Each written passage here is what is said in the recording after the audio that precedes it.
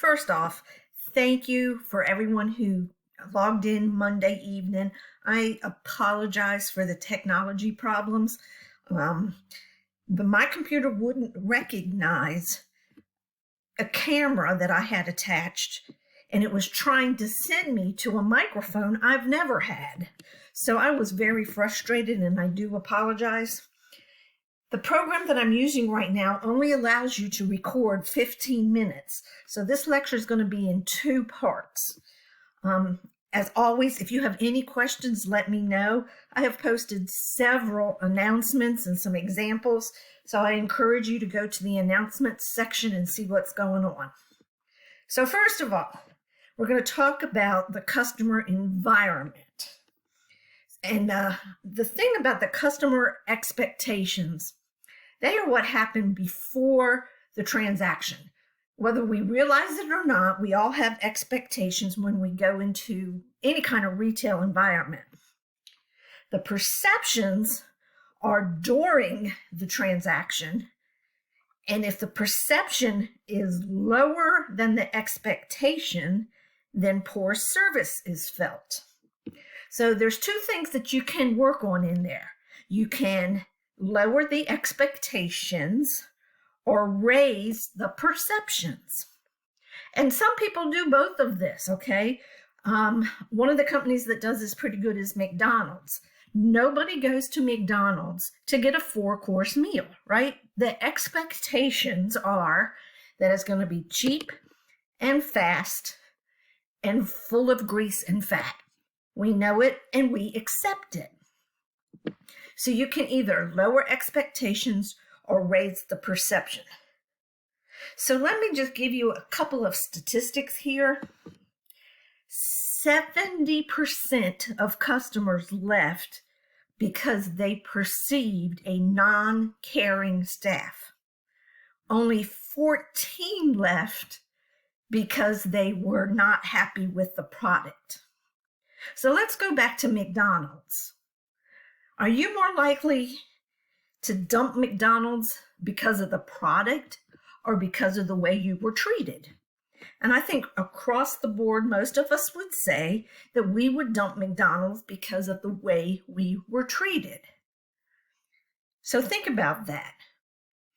70% will leave because of non-caring staff. You could be feeding them dandelions and horse manure. They're not going to leave because of product dissatisfaction. They're going to leave because of your staff. So people smarter than me have actually come up with an equation for satisfied customers. A good first impression plus reliability plus quick response time plus quality service and product plus empathy equals a satisfied customer. I want to kind of break down each one of these. A good first impression. You know, there's an old thing that says you never get a second chance to make a good first impression. And that's true. So when people come to your retail establishment, what is the first thing they notice? And you'd be surprised sometimes what the first thing people notice. Now, I'm going to use my office as an example. If you've never been to my office, this might not make as much sense, but my office is covered in pink flamingos. They're everywhere. I have a pink refrigerator. I have a pink microwave. So when you walk through that door to my office, you get the first impression that maybe I'm not as serious as I should be. Now, that's not necessarily a good thing or a bad thing, but the first impression is, wow, this girl really likes pink flamingos. Do I deliberately send that message? Actually, yes, I do, because I don't want everybody to take me so serious that all they see is diplomas on the wall and stuff like that. That's not the kind of person I am. So, reliability. Let's go back to McDonald's. Hopefully, when you go to McDonald's, they are reliable. You might not like their food, but they are reliable. Perhaps Chick-fil-A would be a better example here because typically they are reliable, quick response time, quality service and product, empathy. Empathy is a little hard to explain, but empathy means that you can feel what the customer is feeling. If somebody comes in mad, if you meet their mad with mad, it is going to be a terrible experience. But if you can show empathy and say, hey, I've been there before. I know what it's like to not get your way or for something to be late. Let me see what I can do. So Chick-fil-A is consistently ranked number one in customer service across the board in fast food. I've had several students that worked for Chick-fil-A. Some of you out there may work for Chick-fil-A. I don't know. But let's think about Chick-fil-A and satisfied customers. Just look at this particular equation. Good first impression? Maybe. I don't know. Maybe. Reliable? Pretty much. Quick response time? True story. When the vaccines first came out for COVID down in Charleston, the line was absolutely ridiculous to get your vaccine. And the health department literally went to Chick-fil-A down in Charleston and asked them to help them devise a drive-in system to speed up the line. True story. Google it if you want. So quick response time, absolutely. Quality service and product, well, that's up to y'all, but I think so. Empathy. Have you ever been met with attitude by a Chick-fil-A employee? I haven't. I'm sure it happens because there are bad apples in every bunch. But for the most part, Chick-fil-A employees help. They're helpful. They're not going to meet attitude with attitude. So that's the equation for satisfied customers. Now, is that all every time easy to do? Absolutely, positively not. So we talked about this a little bit last week, but there's something called the mirror principle. And this is kind of goes back to the internal and external customers. Your employees won't treat your customers any better than you treat your employees. That is a powerful statement. So let me read that again, and I want you all to really stop and think about that.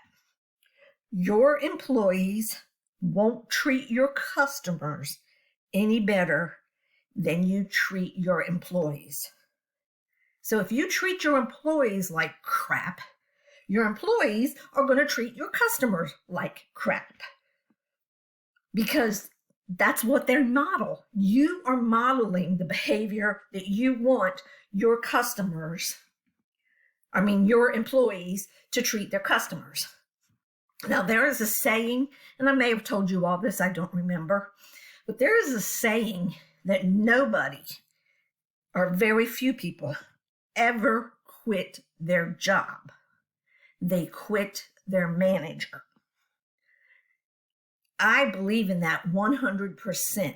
I think that work for itself, just the work itself, no matter what it is good for a person. I mean, even if you're digging ditches or whatever, work has a certain amount of dignity to it. So rarely do people quit the actual job they're doing. Now, some do, but rarely. They quit the manager they work for. So, the mirror principle, and you're going to see this, if you stay in business, you're going to see this a lot. So remember it and think about it. Now, there are all kinds of studies on customer service and what is the baseline level of customer service and all of that kind of stuff. So the baseline standard of service, this is the definition, it's the minimum level to satisfy customers under ordinary circumstances. Now, I ask you, how often is anything ordinary in today's business world. I mean, the last, 3 to 4 years with COVID should have taught us that nothing can be relied upon. Everything changes. So the minimum level to satisfy customers under ordinary circumstances is what all the people who do all of the studying and statistics and stuff call the baseline standard of service. Now, this varies by industry, okay? If you are at a 5-star restaurant and you're paying, $200 a meal, you expect a different level of service than you do at McDonald's. It's just a fact of life. So the baseline level of service just depends upon what industry you are in. And it has changed over time. I'm old enough to remember when getting on an airplane meant getting dressed up. You got dressed up literally in heels and a dress, and men were usually in coats and ties, and that's how you flew. And it was a wonderful experience. You had plenty of room. They gave you meals. If you were flying across country, they would give you meals. Way back in the late 70s, I flew from Baltimore into Montana, and unaccompanied. I think I was 15 or 16 at the time. And I mean, it was just a wonderful experience. You got dressed up, they gave you meals, they helped you with their luggage and all of that stuff. Now, what is it like to fly? If you've been on an airplane anytime recently, it's awful. People are barely dressed. They put their feet up in your face from behind. The airlines charge you for everything.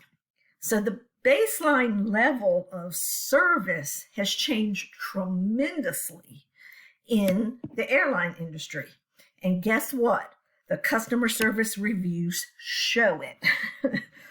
Airlines now rank kind of near the bottom on customer service levels and customer satisfaction levels, because I don't know if it's a money thing. I really don't know. I don't know why airlines have gotten away from that level of service. But if they want to keep customers satisfied, I think they need to get back to it. So one of the ways that employers can help employees be more aware of customer service is to empower them. That means to give the employees the power and the authority to make customers happy. So let me give you a famous example.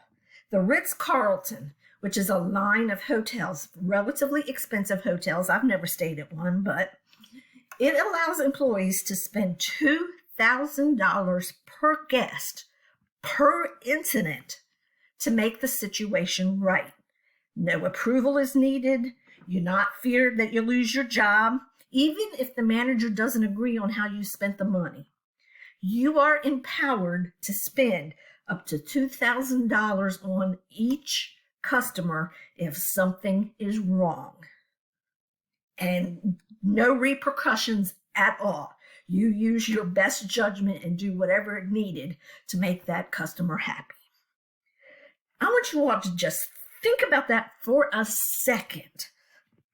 How would customer service change in the United States if every employee, it doesn't have to be $2,000, but just if every employee was allowed to make their own decisions and spend money to make a customer happy? I guarantee you, even if you're spending the money, you'll make the money up in customer loyalty. So I'm almost out of my 15 minutes, so I'm going to stop. When we get to the second part, we're going to talk about truths about customer service. I'll be right back.